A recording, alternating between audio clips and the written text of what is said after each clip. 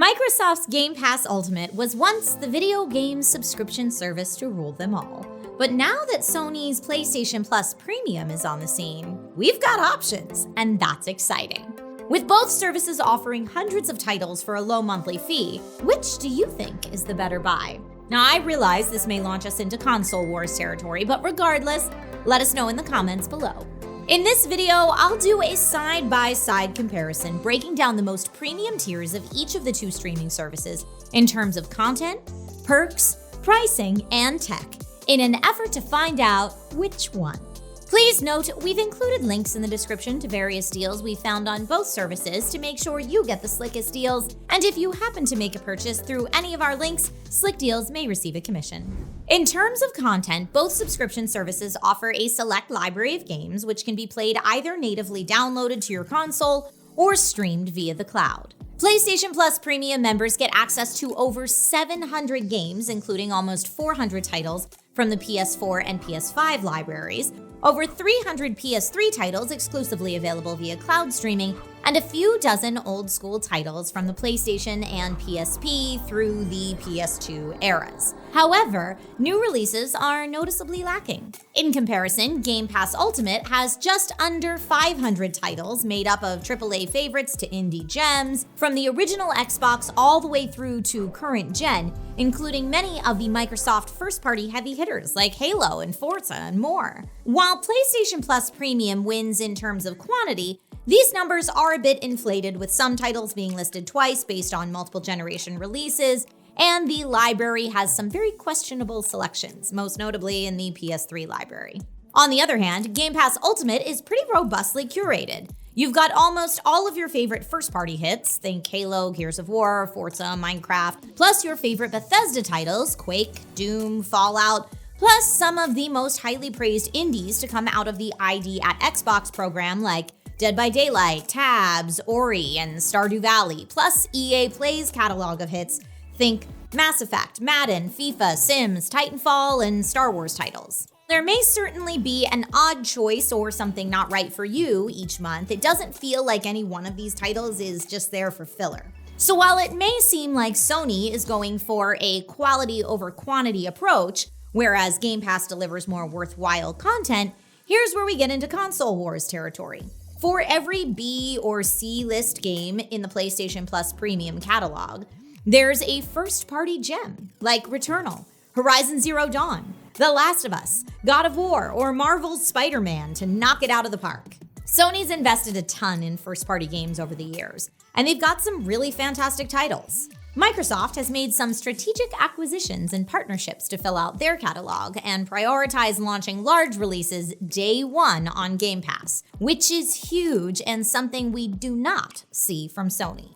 Ultimately, which genres of game you play and which backlog titles hit that nostalgia the hardest will differ from person to person. So this is ultimately a tough call. In terms of content, while PlayStation Plus Premium has a larger library with some truly amazing first-party exclusives, Game Pass Ultimate's library seems a bit more intentional and includes day one releases. I gotta give it a tie. This is a really tough one though. When it comes to the perks, the extras, the additional services and features that add value to these subscriptions, there's a few things to note. Both services offer exclusive discounts, free titles, cloud saves, and access to online multiplayer, essentially incorporating their previous offerings via the former PlayStation Plus and Xbox Live Gold, respectively.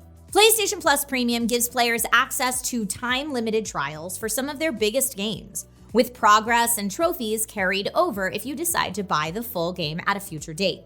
Game Pass Ultimate is working on something similar known as Project Moorcroft, a program designed to bring early game demos to Game Pass subscribers, similar to what you'd see at a press event like an E3 or PAX. But we have no word on when that may roll out.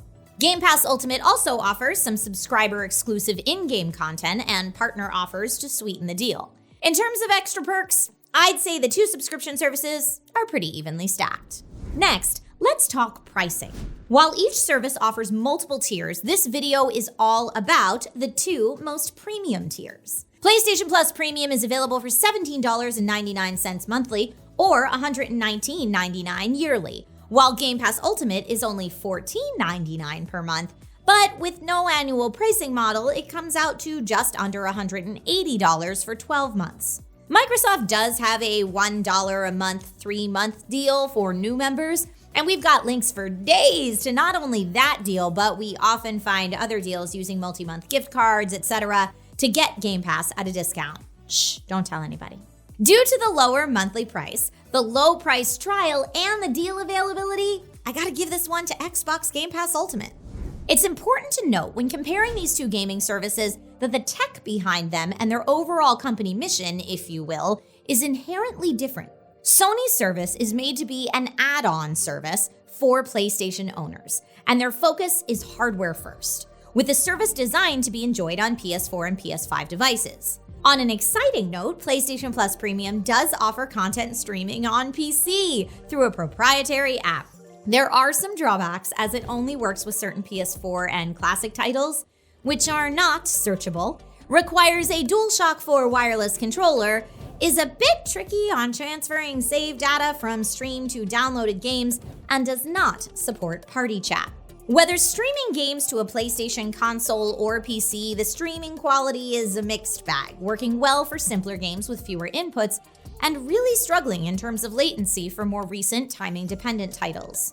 Microsoft, on the other hand, is focused on being a content distributor first and foremost, almost like a Netflix, where it doesn't really matter what hardware you play the software on, almost as if Game Pass Ultimate, the service, is the Xbox. Sure, they offer the Xbox Series X and S as convenient, powerful consoles to enjoy the experience on, but you have an equally good experience on mobile, PC, and now thanks to a special deal with Samsung Smart TVs as well. Save data is seamlessly transferred, you have a variety of control options depending what piece of tech you're playing on, and the cloud streaming is pretty dang snappy. For tech advantages, at least at this point, while PlayStation Plus Premium is still in its infancy, so to speak, Game Pass Ultimate takes the cake. Overall, given everything we've discussed so far in terms of content, perks, pricing, and tech, which do you think is the better deal? Which one? For me, while I adore the classic titles only PlayStation can offer, and am glad that Sony put out a subscription service for the PlayStation first gamers out there, I gotta give it to Game Pass Ultimate. Between being able to play my games on a wide variety of devices and syncing my save data seamlessly, to the absolute banger of a deal that is major AAA titles on launch day. I mean, that's $70 for some titles right there, which, if I was planning on buying them anyway, is essentially 4.5 months of free Game Pass Ultimate. The bang for your buck is too strong. Not to say that PlayStation Plus can't get there one day, and I do think there's an argument to be made that PlayStation Plus Extra is actually the better deal right now than Premium, but that's another video for another day. Do you agree with my findings? Yes or no? Sound off below because we love when the discussion continues on with a life of its own. All right, take care everyone, and I'll see you soon.